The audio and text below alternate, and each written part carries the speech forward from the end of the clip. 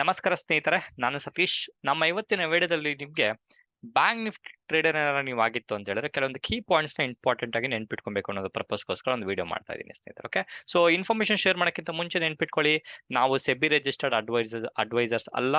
ನಾವು ಕೊಡುವಂತ ಇನ್ಫಾರ್ಮೇಶನ್ಸ್ ನಿಮ್ಮ ಒಂದು ಎಜುಕೇಶನ್ ಮತ್ತೆ ಲರ್ನಿಂಗ್ ಪರ್ಪಸ್ಗೆ ಮಾತ್ರ. ದಯವಿಟ್ಟು ನಿಮ್ಮ ಫೈನಾನ್ಷಿಯಲ್ ಅಡ್ವೈಸರ್ಸ್ ನ ಕನ್ಸಲ್ಟ್ ಮಾಡಿ. Because stock market is A risky business. ನೀವೇನಾದ್ರೂ ಗ್ಯಾಮ್ಲಿಂಗ್ ಮೈಂಡ್ ಸೆಟ್ ಅಲ್ಲಿ ಬಂದ್ರೆ. ಓಕೆ, ಸರಿ.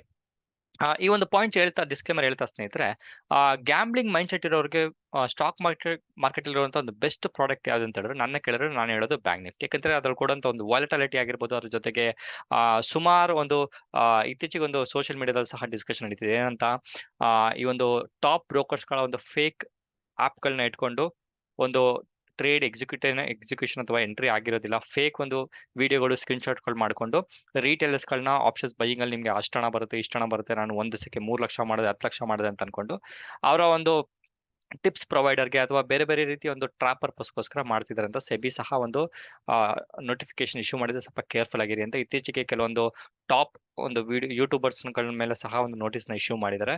ಅದರ ಜೊತೆಗೆ ಸೆಬಿ ಸಹ ಕ್ಲಿಯರ್ ಆಗಿ ಹೇಳುತ್ತೆ ಏನಂತ ಹೇಳಿದ್ರೆ, ಲಾಕ್ ಡೌನ್ ಆದ್ಮೇಲೆ 90% ಆಫ್ ದ ರಿಟೇಲರ್ಸ್ ಹಣನ ಕಳ್ಕೊಂತಿದ್ರೆ. ಅದು ಯಾವ್ದ್ರಿಂದ ಅಂತ ಹೇಳಿದ್ರೆ ಆಪ್ಷನ್ಸ್ ಬೈಯಿಂಗ್ ಅಲ್ಲಿ. ಅದ್ರ ಜೊತೆಗೆ ಯಾವ್ದು ಮ್ಯಾಕ್ಸಿಮಮ್ ಪ್ರಾಡಕ್ಟ್ ಅಂತ ಹೇಳಿದ್ರೆ ಅದು ಬ್ಯಾಂಕ್ ನಿಫ್ಟಿ. ಸೊ ಅದಕ್ಕೆ ಹೇಳೋದು, ಬ್ಯಾಂಕ್ ನಿಫ್ಟಿಯಲ್ಲಿ ನೀವು ಟ್ರೇಡ್ ಮಾಡ್ತಿದ್ರೆ ದಯವಿಟ್ಟು ನೀವು ಅದರಲ್ಲಿರುವಂತ ವಾಲಟಿಲಿಟಿನ ಫಸ್ಟ್ ತಿಳ್ಕೊಳ್ಳಿ. ಬಿಕಾಸ್ ಯಾವುದೇ ಒಂದು ಪ್ರಾಡಕ್ಟಿಲಿಟಿ ಇದು ಇಂಡೈರೆಕ್ಟ್ ಆಗಿ ಹೇಳ್ಬೇಕಂದ್ರೆ ಬೀಟಾ ಅಂತಾನೆ ಕರಿಬಹುದು. ಅದು ಹೆವಿ ವಾಲಟಿಲಿಟಿ ಇತ್ತು ಅಂತ ಹೇಳಿದ್ರೆ ಅಲ್ಲಿ ನಿಮಗೆ ಮ್ಯಾಕ್ಸಿಮಮ್ ಲಾಸ್ ಮಾಡುವಂತ ಚಾನ್ಸಸ್ ಹೆಚ್ಚಿಗೆ ಇರುತ್ತೆ. ಅದನ್ನ ನೀವು ಫಸ್ಟ್ ಅಂಡ್ ಫಾರ್ಮೋಸ್ಟ್ ತಿಳ್ಕೊಬೇಕು. ಓಕೆ, ನೆಕ್ಸ್ಟ್ ಬಂದು ಬ್ಯಾಂಕ್ ನಿಫ್ಟಿಲಿ ಟ್ರೇಡ್ ಮಾಡಬೇಕಂತ ಹೇಳಿದ್ರೆ ಅದರಲ್ಲಿರುವಂತ ಕಾಂಪೋನೆಂಟ್ಸ್ ಬರೀ ಬ್ಯಾಂಕಿಂಗ್ ಸೆಕ್ಟರ್ ಆಗಿರೋದ್ರಿಂದ ಹೆವಿ ವಾಲಟಿಲಿಟಿ ಇರುತ್ತೆ. ಒಂದು ಟಾಪ್ 3-4 ಸ್ಟಾಕ್ ಗಳ ಒಂದು ವಾಲಟಿಲಿಟಿ ನೀವು ತಿಳ್ಕೊಂಡ್ಬಿಟ್ರೆ ಬ್ಯಾಂಕ್ ನಿಫ್ಟಿ ಮೂವ್ಮೆಂಟ್ ಹೆಂಗಾಗುತ್ತೆ ಅಂತ ಐಡೆಂಟಿಫೈ ಮಾಡಕ್ಕೆ ಈಸಿ ಆಗುತ್ತೆ. ಆ ಒಂದು ಕಾಂಪೋನೆಂಟ್ಸ್ ಸಹ ನೆಕ್ಸ್ಟ್ ಸ್ಲೈಡ್ ನಲ್ಲಿ ನಿಮಗೆ ಶೇರ್ ಮಾಡ್ತೀನಿ. ನೆಕ್ಸ್ಟ್ ಬಂದು ಬ್ಯಾಂಕಿಂಗ್ ರಿಲೇಟೆಡ್ ಆಗಿರೋಂಥ ಯಾವ್ದಾದ್ರು ನ್ಯೂಸ್ ಗಳಿದ್ರೆ ನೀವು ದಯವಿಟ್ಟು ಅವತ್ತಿನ ನ್ಯೂಸ್ ನ ನೀವು ಓದಲೇಬೇಕು. RBI ನ ಒಂದು ಅನೌನ್ಸ್ಮೆಂಟ್ಸ್ ಇದೆ, ಅಥವಾ ಬೇರೆ ರೀತಿಯ ಒಂದು RBI ಒಂದು ಇಂಟ್ರೆಸ್ಟ್ ರೇಟ್ ಹೈಕ್ ಮಾಡ್ತಿದ್ದಾರೆ, ಕಡಿಮೆ ಮಾಡ್ತಿದ್ದಾರೆ, ಅಥವಾ ಫೆಡ್ ನ ಒಂದು ಇಂಟ್ರೆಸ್ಟ್ ರೇಟ್ ಚೇಂಜಸ್ ಆಗ್ತಿದೆ, ಅಥವಾ ವರ್ಲ್ಡ್ ಮಾರ್ಕೆಟ್ ಅಲ್ಲಿ ಬ್ಯಾಂಕಿಂಗ್ ಸೆಕ್ಟರ್ ಅಲ್ಲಿ ಏನೋ ಪ್ರಾಬ್ಲಮ್ ಆಗ್ತಿದೆ, ಅಥವಾ ಇಂಡಿಯನ್ ಬ್ಯಾಂಕಿಂಗ್ ಸೆಕ್ಟರ್ ಅಲ್ಲಿ ಯಾವುದೋ ಒಂದು ಫ್ರಾಡ್ ಆಯಿತು, ಅಥವಾ ಯಾವುದೋ ಒಂದು ಕಂಪನಿ ಲೋನ್ ತಗೊಂಡು ಎಸ್ಪೆಷಲಿ ಒಂದು ಈ ಅದಾನಿಯ ನ್ಯೂಸ್ ಬಂದ್ಮೇಲೆ ಸುಮಾರು ಬ್ಯಾಂಕಿಂಗ್ ಸೆಕ್ಟರ್ ಅಲ್ಲಿ ಐ ಥಿಂಕ್ SBI ಬ್ಯಾಂಕ್ ಮತ್ತೆ ಪಂಜಾಬ್ ನ್ಯಾಷನಲ್ ಬ್ಯಾಂಕ್ ಅಂತ ಅನ್ಕೋತೀನಿ, ಎಕ್ಸಾಕ್ಟ್ ನೆನಪಿಲ್ಲ, ಆ ಬ್ಯಾಂಕ್ ಗಳು ಬಿತ್ತು. ಏನಕ್ಕೆ ಅಂತ ಹೇಳಿದ್ರೆ ಅದಾನಿ ಅವರು ಅವರಿಂದ ಲೋನ್ ತಗೊಂಡಿದ್ದಾರೆ.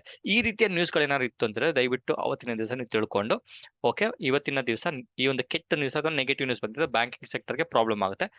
ಬ್ಯಾಂಕಿಂಗ್ ಸೆಕ್ಟರ್ಗೆ ಪ್ರಾಬ್ಲಮ್ ಆಯ್ತು ಅಂದ್ರೆ ಆಬ್ವಿಯಸ್ಲಿ ಬ್ಯಾಂಕ್ ನಿಫ್ಟಿ ಬೀಳುತ್ತೆ. ಅದು ಒಂದೇ ಅಲ್ಲ, ಅದಕ್ಕೆ ರೀತಿ ಬೇರೆ ಬೇರೆ ಒಂದು ಅನಾಲಿಸಿಸ್ ನೀವು ಮಾಡಬೇಕು. ಬಟ್ ಒಂದು ಓವರ್ ವ್ಯೂ ಕಂಪ್ಲೀಟ್ ಆಗಿ ಇಟ್ಕೊಂಡ್ರೆ, ಸ್ಟ್ರಾಂಗ್ ಆಗಿ ಇಟ್ಕೊಂಡ್ರೆ ನೀವು ಪ್ರಾಫಿಟ್ ಮಾಡುವಂತ ಪ್ರಾಬಬಿಲಿಟಿ ಹೆಚ್ಚಿಗೆ ಇರುತ್ತೆ. ನೆಕ್ಸ್ಟ್ ಬಂದು ನಿಮ್ಗೆ ಆಡಿ ಗೊತ್ತು, ಯಾವ ಒಂದು ಸ್ಟ್ರಾಟಜಿನ 100% ಕೊಡೋದಿಲ್ಲ. ನಾನು ನಿಮ್ಗೆ ಸಜೆಷನ್ ಮಾಡೋದೇ ಅಂತ ಹೇಳಿದ್ರೆ, ಯಾವುದೇ ಒಂದು ಆಪ್ಷನ್ಸ್ ನೀವು ಟ್ರೇಡಿಂಗ್ ಮಾಡ್ಬೇಕಂತ ಹೇಳಿದ್ರೆ ಸ್ಟ್ರಾಟಜಿಸ್ ನ ಇಟ್ಕೊಂಡು ಮಾಡಿದ್ರೆ ನೀವು ಆಪ್ಷನ್ ಬೈಯರ್ ಆಗಬೇಡಿ, ಸೆಲ್ಲರ್ ಆಗಬೇಡಿ, ಆಪ್ಷನ್ ಸ್ಟ್ರಾಟಜಿಸ್ಟ್ ಆಗಿ ಅಂತ ನಿಮ್ಗೆ ಹೇಳ್ತೀನಿ ಸ್ನೇಹಿತರೆ. ಸೊ ಆ ಒಂದು ಆಪ್ಷನ್ ಸ್ಟ್ರಾಟಜಿಸ್ ಅನ್ನ ಆಗ್ಬೇಕಂತ ಹೇಳಿದ್ರೆ ನಾನು ಆಡಿ ಹೇಳ್ದಂಗೆ ನಮ್ಮ ಆಪ್ಷನ್ಸ್ ಇದನ್ನ ನೀವು ಬೈ ಮಾಡ್ಬೋದು. ಬ್ಯೂಟಿಫುಲ್ ಆಗಿರೋ ಡಿಸೈನ್ ಆಗಿರುವಂತ ಒಂದು ಕೋರ್ಸ್ ಅಂತ ಹೇಳ್ಬೋದು ಸ್ನೇಹಿತರೆ. ನನಗಿಂತ 100% ಒಂದು ಕಾನ್ಫಿಡೆನ್ಸ್ ಇದೆ.